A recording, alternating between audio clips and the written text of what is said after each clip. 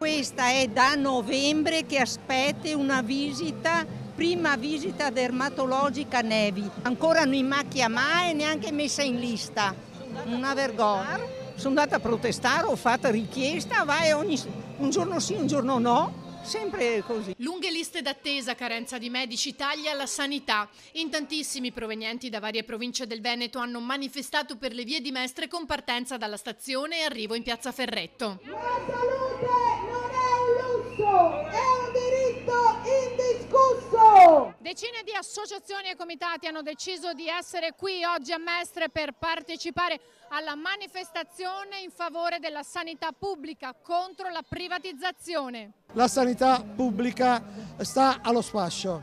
Noi vogliamo ancora mobilitarci perché per noi tutelare, difendere la sanità pubblica è soprattutto un diritto costituzionale. Abbiamo una crisi che interessa l'assistenza sanitaria a tutto tondo, dall'ospedale al territorio all'integrazione sociosanitaria. Anche il Partito Democratico ha voluto prendere parte alla manifestazione. Una battaglia da mettere al centro dell'agenda politica.